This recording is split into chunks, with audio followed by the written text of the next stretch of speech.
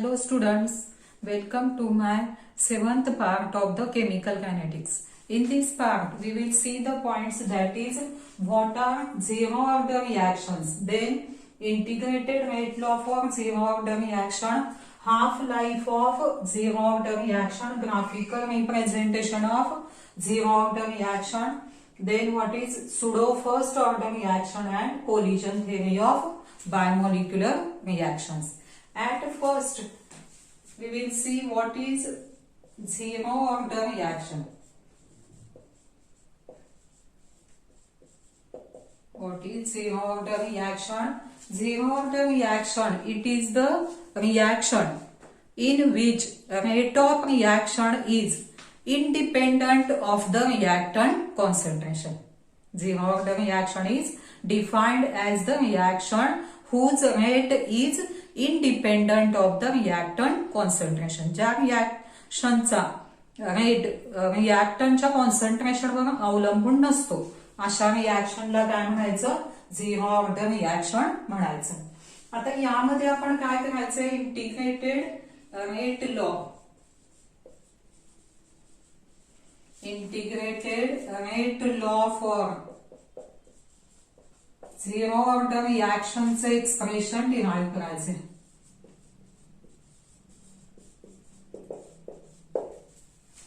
यावर प्रश्न कसा विचारला जातो? Derive integrated rate law for zero order reaction.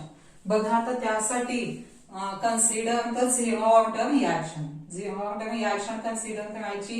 A gives P, that is A gives product. The differential rate law. Differential rate law for this reaction is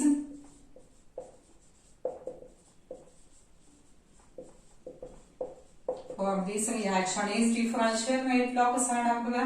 rate is equal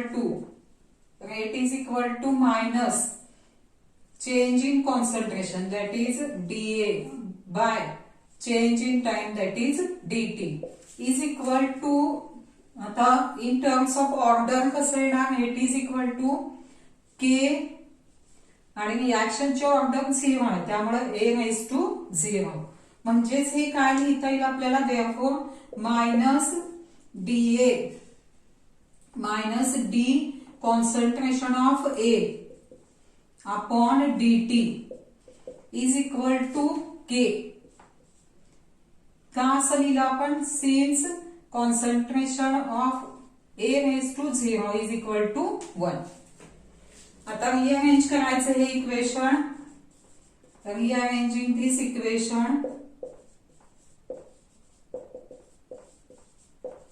rearrange केलं तर कसं होणार? हे dt आणि minus sign ह्या साइडला न्यायचं. therefore d concentration of A is equal to minus k into dt.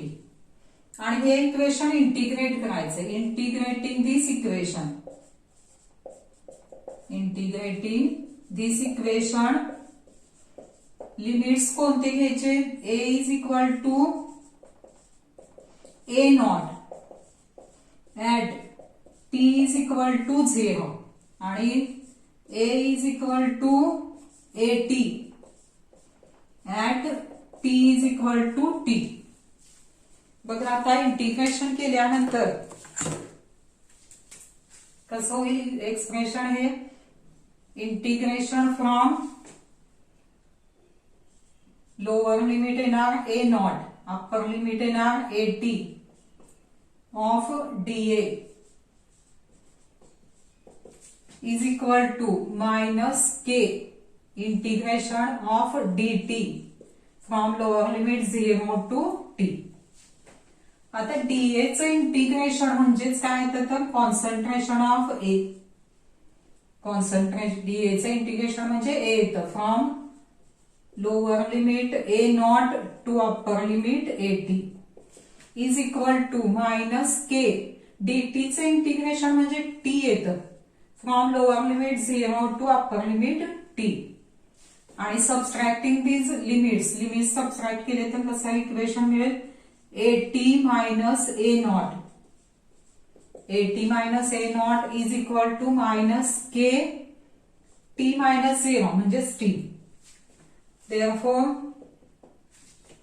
KT बघा आता यामध्ये जर KT या साईडला आणलं किंवा मायनस साइन जर घालवलं तर कसं हे इक्वेशन होईल KT is equal to A naught minus AT.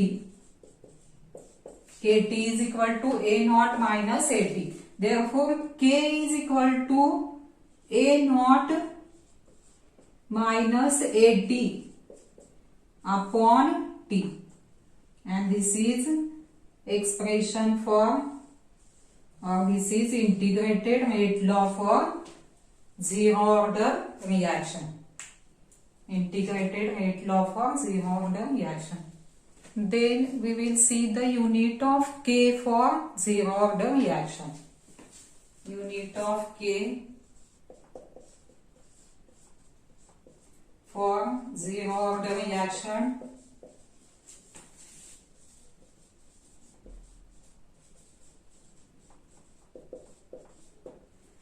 आता त्यासाठी काय करायचंय आपण integrated rate law for zero order reaction लिहायचंय.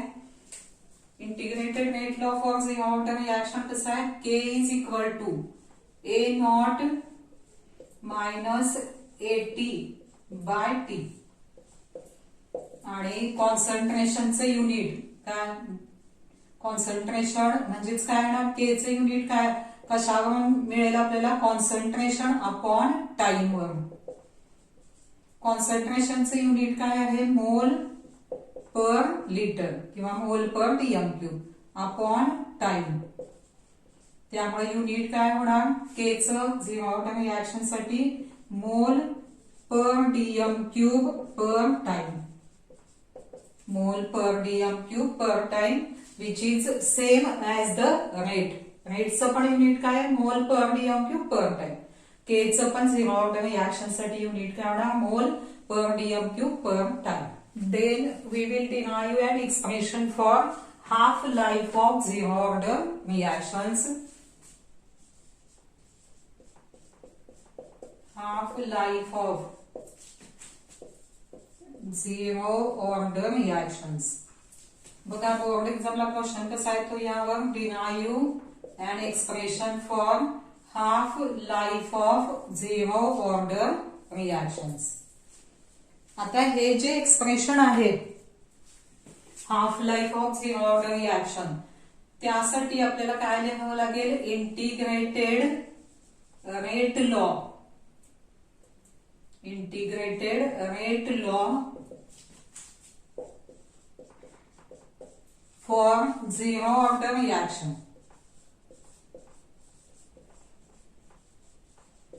For zero order reaction integrated rate लॉचं एक्सप्रेशन कसं आहे K is equal to A naught minus AT upon T.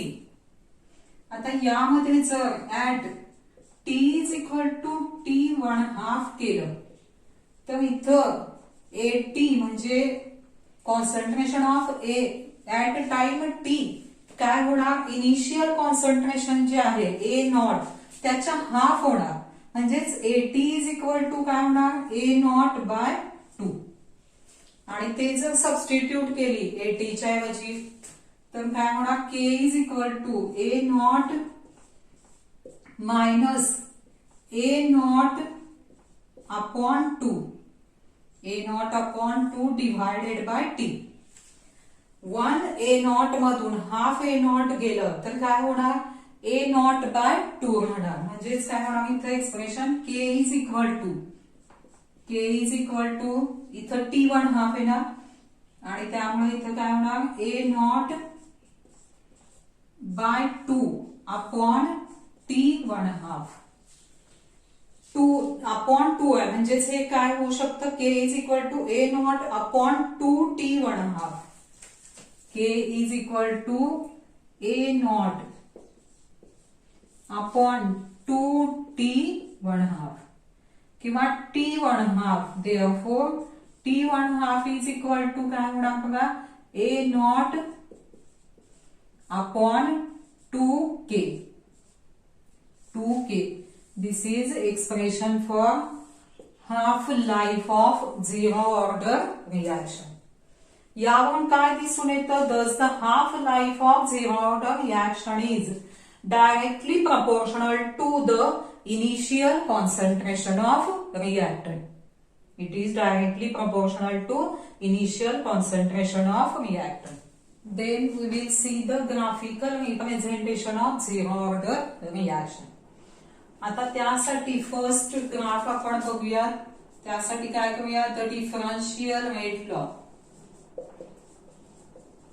The differential rate law for zero order reaction is differential rate law कसा येणार? Rate is equal to minus change in concentration, that is d concentration of A upon change in time, is equal to k concentration of A raised to 0 येणार. Order zero order reaction त्यामुळे zero order येणार. म्हणजेच हे कसं लिहिता येईल आपल्याला? Rate is equal to minus dA upon dt is equal to k. And thus, if the graph is plotted for rate versus concentration of A at time t, तर काय मिळेल? horizontal line मिळेल.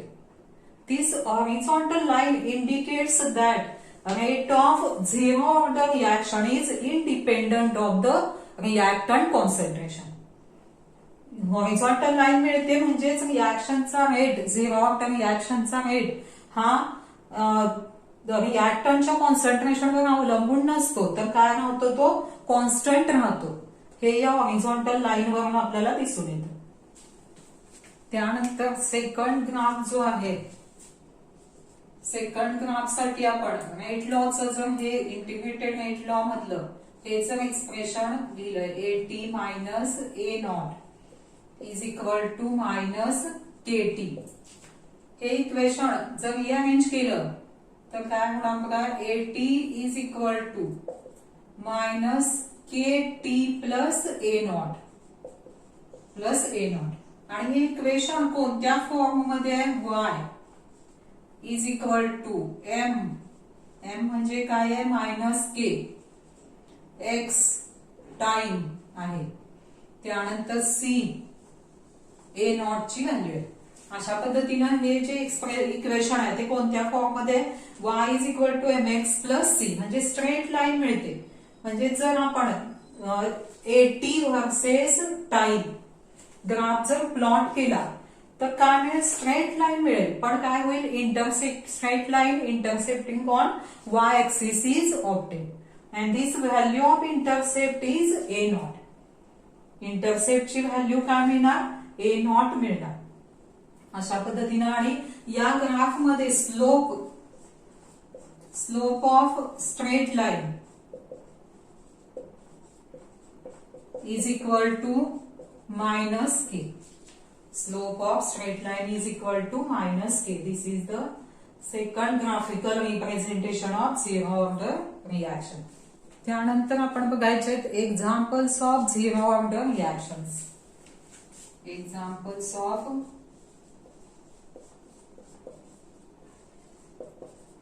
zero order reactions. 3 examples घेऊया आपण याचे. The first example is decomposition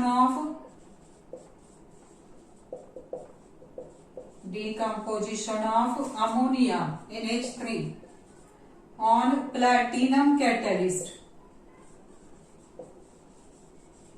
reaction कशी येणार याची? Twice NH3 gives N2 plus 3H2. N2 plus twice NH3 gives N2 plus 3H2. Then the second example is कोणते? तर decomposition of nitrous oxide on in the presence of platinum catalyst, decomposition of nitrous oxide in presence of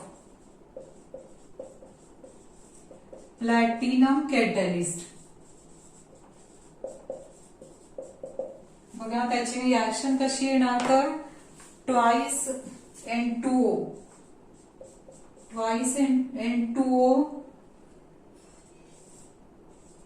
in the presence of platinum catalyst gives twice N2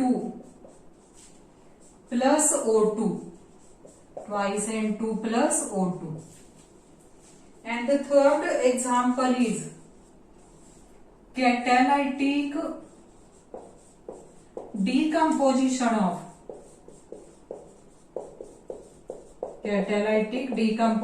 of PH3 on hot tungsten at high pressure.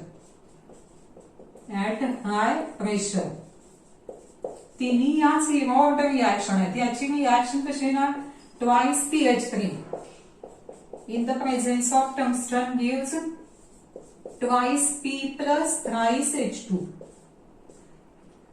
या तिन्ही reaction मध्ये बघा जे reactant gas आहेत ते platinum किंवा tungsten यासारखे जे कॅटॅलिस्ट असतात मेटल कॅटॅलिस्ट त्यांच्यावर ते लेअर तयार करतात आणि जेवढे and the remaining molecules of the gas remains unreacted. फक्त कॅटॅलिस्टच्या सरफेसवर जेवढे मॉलिक्यूल अॅक्युम्युलेट झालेत कॅटॅलिस्टच्या सरफेसवर जेवढे मॉलिक्युल्स अॅक्युम्युलेट झालेत तेवढेच फक्त रिएक्ट होतात.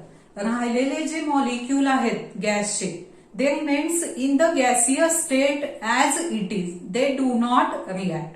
And therefore, rate of these reactions does not depend on the concentration of reactant. And this rate of reaction remains constant. The rate of this reaction is independent of the concentration of reactant and it remains constant. त्यानंतर आपण काय बघायचंय what are pseudo first order reaction. यावर question board एक्झामला कसा विचारला जाऊ शकतो what are pseudo first order reaction explain with suitable example. आता यामध्ये a certain reactions which have expected to be higher order follow first order kinetics. Such reactions are called as pseudo first order reaction. म्हणजे ज्या reaction अशा काही reaction असतात की ज्यांची order आपण एक्सपेक्ट केलेली हायर असते म्हणजे 2, 3 पण त्या रिएक्शन काय करतात फर्स्ट ऑर्डर कायनेटिक्सच फॉलो करतात. अशा रिएक्शनना काय म्हणायचं सुडो फर्स्ट ऑर्डर रिएक्शन. आता या रिएक्शन समजण्यासाठी आपण काय करूयात एक एक्झाम्पल कन्सिडर करूया. Consider the hydrolysis of methyl acetate. Methyl एसिटेटचा हायड्रोलिसिस रिएक्शन कशी येणार ही CH3 COO CH3 aqueous state plus H2O gives CH3 COOH plus CH3OH. या रिएक्शन साठी रेट लॉ कसा होणार rate is equal to K concentration of CH3 COO CH3 into concentration of H2O. आता या rate law मध्ये order with respect to CH3 COO CH3 is 1 आणि order with respect to H2O is 1. Therefore, expected order किती होणार 2 होणार. Second order kinetics येणार. पण यामध्ये वॉटर जे सॉल्व्हंट आहे दिस solvent water is present in large excess and therefore this concentration of H2O is taken as constant It is taken as constant and this is denoted by K dash dash double dash. आणि त्यामुळे H2O च्या ऐवजी K double dash जर put केलं तर rate law कसा होणार? Rate is equal to K dash into K double dash into CH3COO CH3. म्हणजेच कसं होणार? Rate is equal to K CH3COO CH3. आणि यामध्ये किती ऑर्डर दिसते? 1. Thus this is the first order reaction. Therefore this is first order reaction. Expected order higher आहे, 2 आहे, पण रिएक्शन ची ऑर्डर किती येते? फर्स्ट ऑर्डर येते. आणि अशा ज्या रिएक्शन असतात त्यांना काय म्हणायचं? Pseudo first order reaction. It's reactions having expected to be higher order but follow first order kinetics. These are called as pseudo first order reaction. किंवा आणखी एक आपल्याला एक्झाम्पल घेता येईल. Inversion of cane sugar. Inversion of cane sugar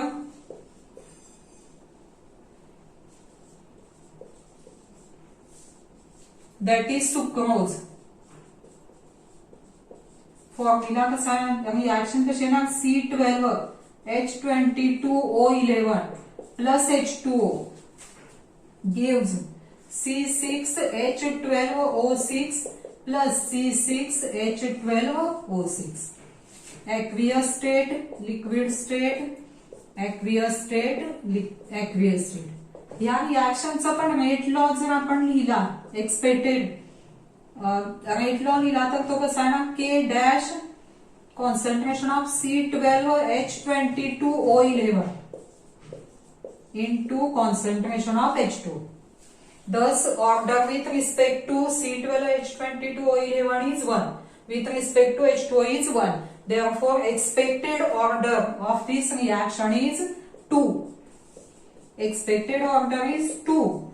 But as concentration of H2O is constant, which is denoted by K double dash, therefore it is equal to K dash H2O च्या ऐवजी काय ना? K double dash C12H22O11 and therefore rate is equal to K C12H22O11 as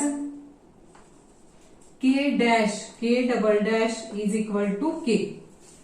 बघा या reaction मध्ये सुद्धा expected order किती होती? 2 होती, पण ती फॉलो काय करते? Reaction first order kinetics. अशा रिएक्शनला म्हणायचं सुडो फर्स्ट ऑर्डर रिएक्शन्स. आपण बघायचं collision theory of bimolecular reactions. Collision theory of bimolecular reactions.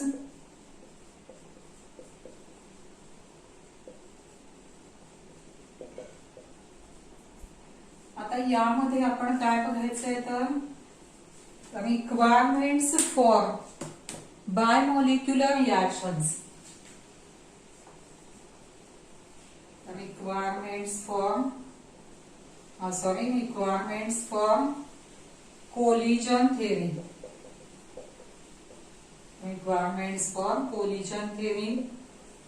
बघा कोलिजन थेअरी कोणतीही बायमॉलिक्युलर रिएक्शन होण्यासाठी कोलिजन थेअरीच्या रिक्वायरमेंट्स 3 आहेत. त्यातली पहिली requirement, the first requirement is collision between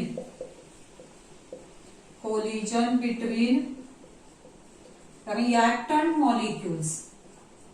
collision between reactant molecules म्हणजेच काय तर कोणतीही बायमॉलिक्युलर रिएक्शन होण्यासाठी किंवा chemical reaction occur, a chemical reaction occur as a result of collision between reactant species. म्हणजे कोणतीही रिएक्शन केमिकल रिएक्शन होण्यासाठी त्यातले जे रिएक्टंट स्पेसीज आहेत ते कोलाइड व्हायला लागतात, तरच काय होते? ती रिएक्शन होत असते. आणि त्यामुळे फर्स्ट रिक्वायरमेंट कोलिजन थेअरीची कोणती आहे? Collision between reactant molecule. आणि असं एक्सपेक्ट केलं जातं तर it is expected that the rate of reaction is equal to rate of collision. रिॲक्शनचा रेट हा कोलिजनच्या रेट इतकाच असतो. आणि गॅस फेज रिॲक्शन साठी for gas phase reactions the number of collisions is far more and typically many powers of 10 than the observed rate. बघा gas phase reaction साठी कोलिजनचा जो नंबर असतो तो ऑब्झर्व्ड रेट पेक्षा खूप जास्त असतो. 10च्या मेनी पॉवर्स मध्ये ऑब्झर्व्ड रेट पेक्षा कोलिजनचा नंबर असतो गॅस फेज रिॲक्शन साठी. This is the first requirement for the collision theory to bimolecular reaction occurs, that is reactant species must collide. Then the second requirement for the bimolecular reaction is activation energy. Activation energy. आता यामध्ये activation energy म्हणजे काय आपण बघूया. पहिल्यांदा एक reaction to occur. Reaction to occur, for the reaction to occur, these colliding molecules must have minimum kinetic energy. For the reaction to occur, the colliding molecules must have minimum kinetic energy, and this minimum kinetic energy is called as activation energy. And thus, for reaction to occur, these colliding molecules possesses kinetic energy which is equal to or greater than activation energy. आणि त्यामुळे कोणतीही chemical reaction होण्यासाठी जे कोलायडिंग molecule आहेत त्यांच्याकडं activation energy इतकी किंवा त्यापेक्षा जास्त कायनेटिक एनर्जी असली पाहिजे. कोलायडिंग मॉलिक्यूलकडं कोणतीही रिॲक्शन होण्यासाठी त्या कोलायडिंग मॉलिक्यूलकडं ऍक्टिव्हेशन एनर्जी इतकी किंवा त्यापेक्षा जास्त कायनेटिक एनर्जी असली पाहिजे. This is the second requirement for the collision theory. बघा त्यानंतर तिसरी कंडिशन, तिसरी रिक्वायरमेंट कोणती आहे कोलिजन थेअरीची, तर ओरिएंटेशन ऑफ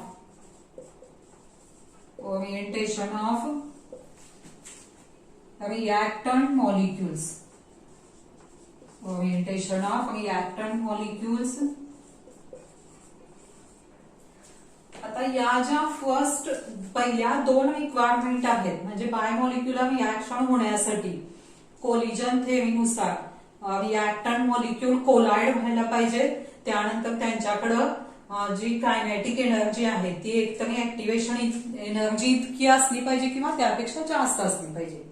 ह्या these two requirements are sufficient only for simple molecule. Simple molecule साठी एवढ्या रिक्वायरमेंट सफिशियंट आहेत. But these are not sufficient for complex molecule. Complex molecule साठी एवढ्या सफिशियंट नाही आहेत. मग कॉम्प्लेक्स मॉलिक्यूल साठी बायोमॉलिक्युलर रिॲक्शन होण्यासाठी कोणती आणखी रिक्वायरमेंट लागते, तर ओरिएंटेशन ऑफ रिॲक्टंट मॉलिक्यूल्स. म्हणजेच reactant molecules, the colliding molecules should have proper orientation. Colliding मॉलिक्यूलचं ओरिएंटेशन कसं असायला पाहिजे, प्रॉपर. मग प्रॉपर ओरिएंटेशन म्हणजे काय, तर the molecules are oriented in such a way that group reacting or bonds which are formed must be close. त्यातले proper orientation म्हणजे त्यातले जे ग्रुप रिॲक्ट होणार आहेत किंवा ज्यांच्यामध्ये बॉन्ड तयार होणार आहे ते ग्रुप किंवा ते ग्रुप काय पाहिजे, जवळ पाहिजे. तरच काय होणार, ते जे ओरिएंटेशन आहे त्याला काय म्हणायचं, प्रॉपर ओरिएंटेशन. आणि जर ग्रुप रिॲक्टिंग जर क्लोज नसतील, फार अपार्ट असतील, तर त्या ओरिएंटेशनला काय म्हणायचं, improper orientation. This orientation is called improper orientation. त्यामध्ये इम्प्रॉपर ओरिएंटेशन जर झालं रिॲक्टंट मॉलिक्यूलचं तर त्यामध्ये products are not form, reactants are not reactant react होत नाहीत आणि त्यामुळे त्याचे प्रॉडक्ट तयार होत नाही. आता त्यासाठी एक एक्झाम्पल आपण consider the reaction A plus C B gives A B plus C. आता यामध्ये प्रॉडक्ट जो आहे त्यामध्ये काय तयार झालाय, ए आणि बी मध्ये बॉन्ड तयार झालाय आणि सी सेपरेट झालाय. म्हणजेच ए आणि बी काय पाहिजे, ए आणि बी चं ओरिएंटेशन कसं पाहिजे, अशा पद्धतीने की ते क्लोज आले पाहिजे आणि सी काय झाला पाहिजे, लांब गेला पाहिजे, तरच काय होणार, ए बी तयार होणार. जर असं झालं यामध्ये जर समजा हा ए आपण घेतलं, ए प्लस सी घेतलं, सी बी लहान कन्सिडर केलं, तर यामध्ये काय आहे, A in this orientation A and B are far apart. A and B are far apart. बघा एकमेकापासून लांब आहेत and therefore A and B react with improper orientation. A and B have these A and B collide with improper orientation and therefore A and B remain intact. A आणि B त्यामुळे काय होणार नाही, त्यांच्यामध्ये बॉन्ड तयार होणार नाही as they collide with the improper orientation and as they are far apart. त्यांच्यामध्ये बॉन्ड तयार होणार नाही, they remain intact and therefore this reaction does not occur or products are not formed. त्यामुळे रिएक्टंट आहेत तसे राहणार यामध्ये, प्लस काय होणार, सी बी. रिएक्टंटचे प्रॉडक्ट फॉर्म होणार नाही. त्याऐवजी जर असं असेल ओरिएंटेशन, ए प्लस ए च्या जवळ जर बी असेल, तर इथं काय झालं, in this orientation A and B are close to each other and therefore they collide with the proper orientation. त्यामुळे त्यांचा कोलिजन कसं होणार, प्रॉपर ओरिएंटेशन होणार आणि त्यामुळं ए अँड बी रिॲक्ट होणार, त्यांच्यामध्ये बॉन्ड तयार होणार आणि ए बी मॉलिक्यूल तयार होईल. प्लस काय सेपरेट होणार, सी सेपरेट होणार. अशा पद्धतीनं जर तिसरी रिक्वायरमेंट कॉम्प्लेक्स मॉलिक्यूल साठी लागणारी तिसरी बायमॉलिक्युलर रिॲक्शन होण्यासाठी तिसरी रिक्वायरमेंट कोणती आहे, तर proper orientation of reactant molecule. Improper orientation असेल तर रिॲक्टंट रिॲक्ट होत नाहीत, प्रॉडक्ट त्याचे तयार होत नाही.